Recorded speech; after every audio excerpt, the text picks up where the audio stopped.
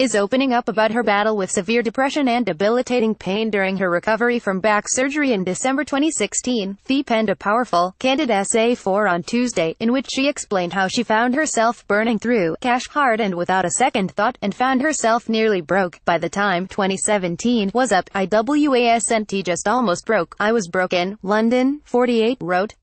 Because when S***T happens, no one necessarily tells you S***T can get seriously expensive, too. According to the TV personality, she had been struggling with crippling back pain for several years, and after her show Love, Lust or Run came to an end, she took some time off to rest and decided to go under the knife to fix her persistent pain. I was told the recovery time would be about 6 weeks.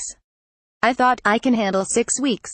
Especially if it would end my chronic pain and set me up for a successful 2017. But the best laid plans don't always work out, she wrote.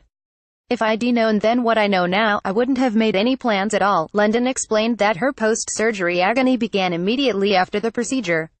She had to deal not only with the physical pain that always goes hand in hand with recovery, but with extreme nausea that she didn't know she'd endure, as well as a litany of heavy medications that made her feel like she was in a constant mental haze. I underestimated the extent to which my cognition would be compromised.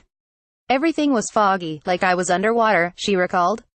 And even as the brain fog began to lift, I was still in pain and always tired. London explained that, at the time, she wasn't thinking about her finances at all due to the chaos of her recovery. She had planned to take a year off from work, and had thus financially planned for that amount of time, but hadn't planned for a second year without steady employment. The fashion expert revealed that she felt as if she had no purpose and that she began to spend money almost mindlessly, because she couldn't think of a reason not to. This led a predilection for online shopping that began to siphon her bank account. This sounds almost ridiculous as I type it. I consider myself to be a smart person. Smart people don't spend money recklessly. There are very few things I consider hard to admit, but this is one of them, she shared.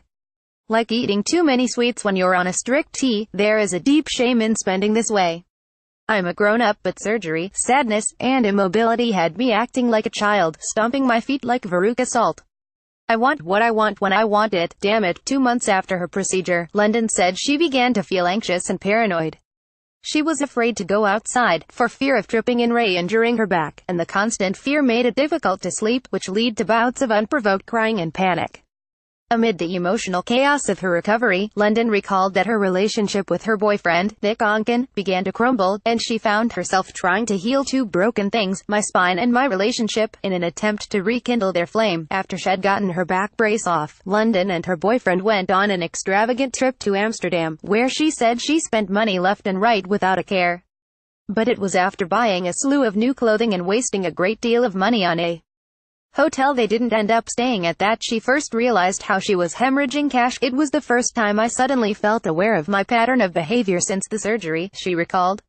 London and Onken realized during their trip that things weren't working between them, and they ended up parting ways.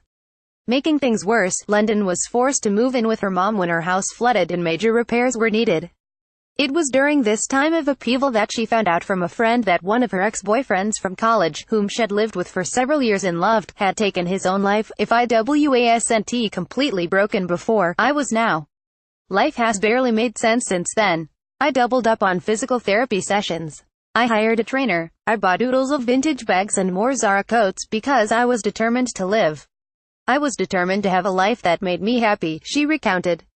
Why I thought material items had that much to do with it, I can only attribute to wanting things that stay.